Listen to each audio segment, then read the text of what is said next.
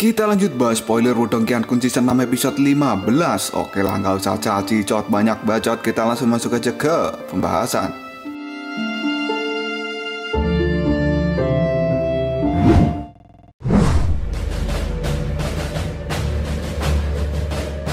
Pada saat ini suasana di dalam ruangan pohon surgawi Fuling masih memanas setelah Lindong berhasil menghajar pemuda dari dinasti Moyan menggunakan rehan boneka darah dan membuatnya terlempar cukup jauh. Pemuda yang masih tidak terima kalah dari Lindong pun mencoba untuk tidak gugup meski dirinya tahu sudah tidak bisa berbuat apapun. Demi gengsi besar di dalam dirinya, kali ini dia mengatakan pada Lindong, "Hei bocah, jika kau bersedia menyerahkan pohon Fuling dan juga boneka spiritual itu padaku, maka aku tidak akan mempermasalahkan sikap bodohmu tadi. Namun jika kau tidak mau menyerahkannya, akan kupastikan kau mengalami pertarungan yang mengerikan di masa depan. Kau tidak akan bisa melarikan diri lagi." Setelah mendengar kata-kata yang merupakan ancaman itu, Lindong dengan santai dan tegas menjawabnya, "Aku tidak peduli dengan dinastimu, dan aku tidak akan menyerahkan apapun yang sudah ada di dalam genggaman tanganku." Mendengar ucapan dari Lindong itu, pemuda Moyan seolah tidak percaya jika Lindong seberani itu menolak dirinya meski dia sudah membawa nama dinasti Moyan. Dan pemuda itu berkata, "Nyahlah kau." Si pemuda Moyan sebenarnya akan melawan, namun dia pada saat ini sudah tidak memiliki tenaga dan tubuhnya gemetaran. Dia pun kemudian mengatakan, "Sialan." Sesaat kemudian, dia menunjukkan raut wajah kemarahan dan dia berteriak pada Lindong, "Kau sekarang sedang menantangku. Ingatlah, akan kubuat kau menyesal cepat atau lambat." Setelah berkata seperti itu, si pemuda Moyan langsung kabur. Karena jika melakukan pertarungan dengan fisiknya yang sudah lemah, maka dia bisa mati jika Lindong kembali menggunakan rehan untuk menghajar pemuda Moyan itu.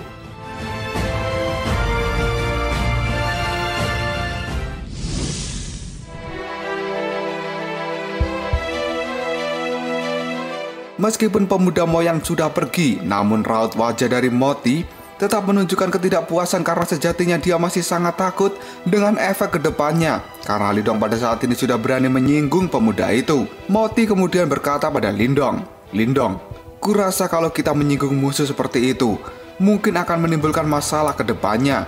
Sambil tersenyum, Lindong pun menjawab, "Tenang saja, kita tidak boleh takut akan masalah yang belum terjadi. Di medan perang seperti ini, jika kau takut dengan masalah, maka kau tidak akan pernah maju. Lalu bagaimana kita bisa disukai oleh sekte super jika kita tidak memiliki nyali yang besar?" Setelah mengatakan hal itu pada Moti, Lindong pun membayangkan waktu pertama kali dirinya memutuskan untuk pergi dari dinasti Yan dan menjadi pengembara. Jika dia adalah seorang yang pengecut, maka mungkin saja Lindong tidak akan menjadi seperti Lindong yang saat ini. Sesaat kemudian Lindong pun mengajak semuanya untuk segera mengambil harta karun yang ada di ruangan ini, karena mereka tidak boleh melewatkan kesempatan yang bagus. Dan akhirnya kelompok Lindong pun menyusuri seluruh ruangan. Mereka pun sampai di gudang pil nirwana. Hal ini membuat semua orang menjadi sangat senang. Sambil mengumpulkan pil itu, Moti pun berkata, "Wow, ada banyak pil nirwana di sini. Ayo kita bagi rata semuanya." Setelah dari gudang pil nirwana, kelompok Lindong pun melanjutkan ke ruangan lainnya dan dalam waktu setengah jam saja, mereka semua sudah mendapatkan hasil panen yang sangat memuaskan. Tas Qiankun mereka penuh dengan harta. Moti dan juga yang lainnya terlihat sangat bahagia. Dan dengan adanya Lindong yang menjadi pelindung mereka, maka tidak perlu takut jika dirampok oleh kelompok lain.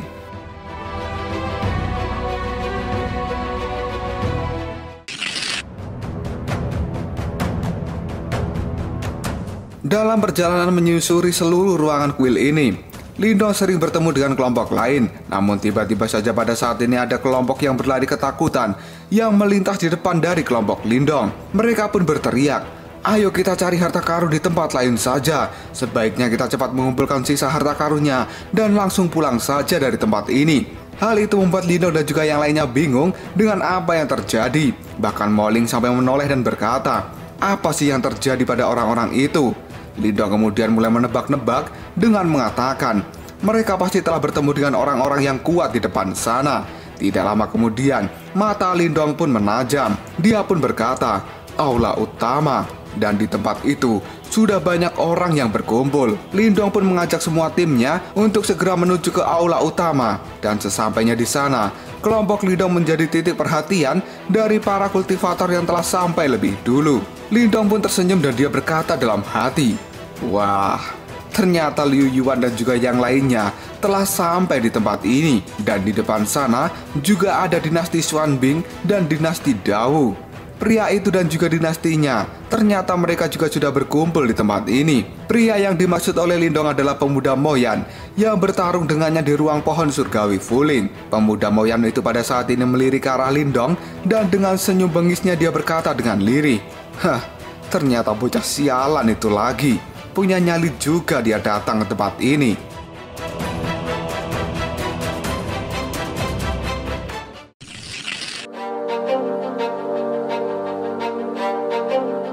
Pada saat ini di dalam ruangan aula utama memang sudah ada banyak orang yang kuat yang dikenal oleh Lindong seperti Lingzi, Liu Yuan, Hua Feng, Wu Mo, pemuda Moyan serta kakak seniornya. Dan di ujung dari ruangan ini terdapat sebuah cahaya emas yang menyala sangat terang. Lindong yang melihat cahaya itu pun berkata dalam hati, "Hah? Cahaya emas di tengah-tengah kerumunan itu adalah kunci rahasia kuno." Dia pun berteriak serempak dengan Xiao Diao. Wajah Lindong dan juga Xiao Diao pada saat ini terlihat sangat senang ketika mereka melihat objek utama dari perburuan ini muncul di depan mata mereka. Wu Mo yang melihat Lindong pun gini berkata dalam hati, "Akhirnya bocah itu sampai di sini juga." Kekuatan bocah itu memang tidak bisa disepelekan. Sedangkan Hua Feng kini juga berkomentar di dalam hatinya, "Dari mana saja bocah itu baru sampai di tempat ini?" Kemudian pemuda Moyan yang kalah dari Lindong, dia kali ini mengadu pada kakaknya, "Kakak, bocah itulah yang merebut pohon surgawi Fuling dariku." Seketika seluruh ruangan menjadi sunyi setelah si pemuda Moyan mengatakan hal itu pada kakak seniornya. Bahkan pada saat ini, kakak seniornya juga tidak percaya dengan apa yang dikatakan oleh juniornya itu.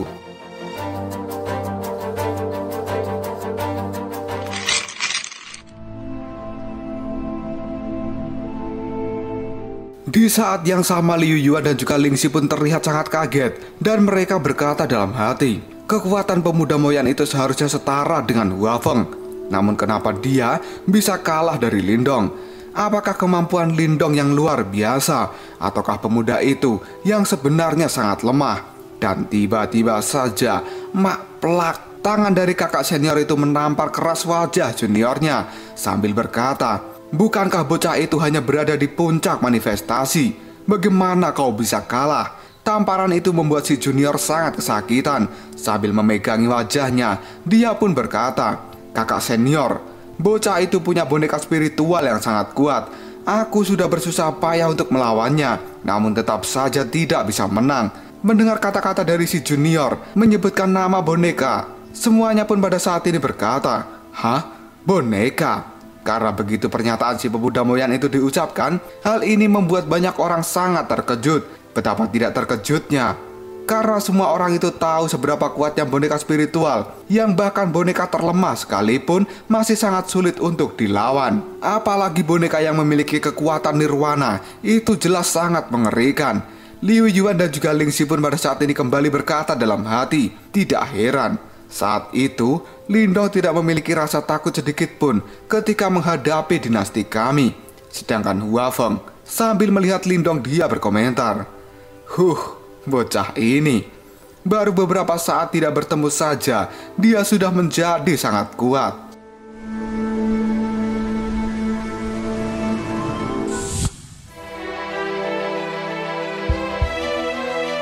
Di sisi lain, kakak senior Moyan melihat Lindong dengan tatapan mata yang tajam.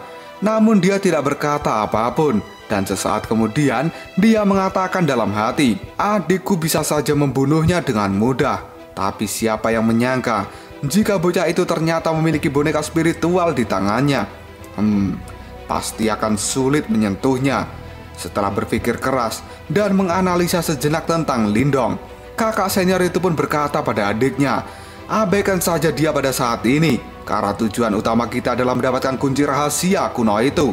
Sebelum kita mendapatkan kunci rahasia kuno, kita tidak perlu bertarung hanya untuk pohon surgawi Fuling. Semuanya akan kita bereskan setelah berhasil mendapatkan kunci rahasia kuno. Si kakak senior Moyan itu mengatakan dengan santai dan tidak perlu mempermasalahkan soal adiknya yang kalah berebut pohon surgawi.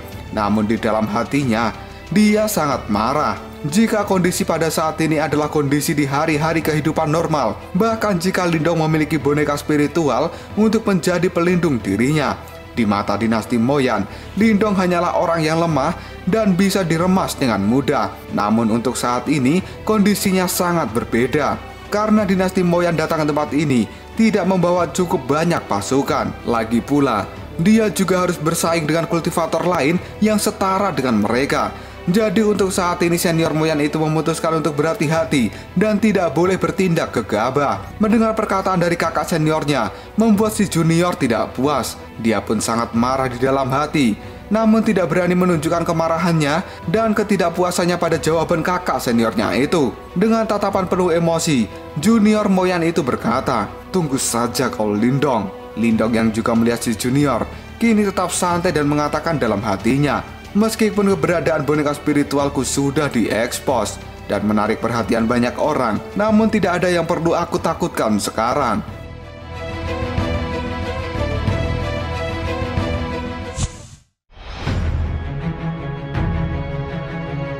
Pada saat ini posisi dari kunci kuno mengambang di atas batu persegi yang panjang dengan cahaya emas yang sangat terang.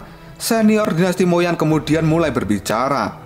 "Wafeng, Wumo, kali ini biarkan dinasti Moyanku yang mendapatkan kunci rahasia kuno itu. Dengan begitu, maka dinasti kalian juga akan bisa berhubungan baik dengan dinasti Moyan kita." Wafeng pun hanya memejamkan mata dan sesaat kemudian dia berkomentar, "Chenmu, asal kau tahu saja ya, pihak dari dinastiku telah jauh-jauh datang kemari hanya untuk mendapatkan kunci kuno itu.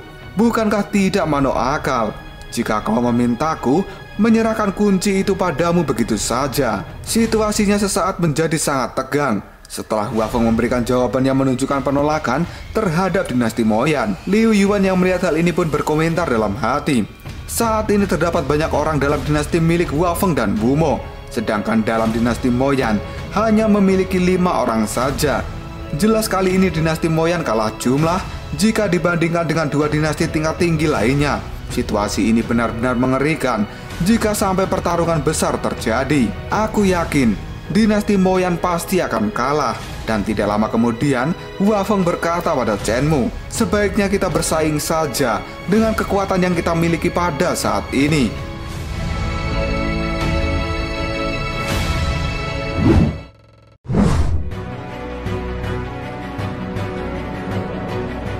Mendengar kata-kata provokasi dari Wafeng membuat junior yang emosian itu kini berteriak, "Wafeng, asal kau tahu, dinasti Moyanku ini tidak lebih lemah dari dinasti Xuan Bingmu. Kalian berani menantang dinasti Moyan kami, kalian pasti sudah bosan hidup." Wafeng yang merasa diancam pun kini berteriak balik, "Kalau begitu ayo coba hadapi kami.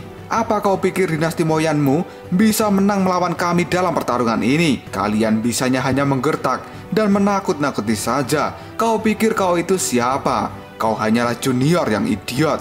Yang kau bisa hanya berbicara dan menakut-nakuti." Si junior itu pun pada saat ini terus berdebat dan dia menjawab perkataan dari Wafeng, "Brengsek, berani sekali kalian menghina kami.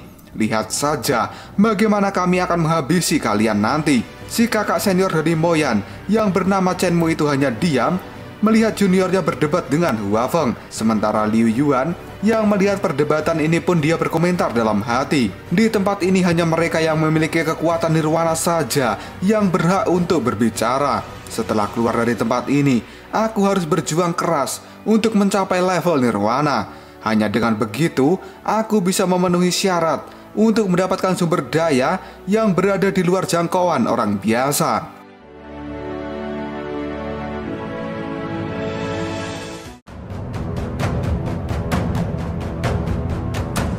Lalu apakah yang akan terjadi selanjutnya? Mungkinkah pertarungan akan segera pecah antara kelompok dari Wafeng versus kelompok dari Chenmu? Jika kalian penasaran, tunggu aja jawabannya di next video. Koprol Sob.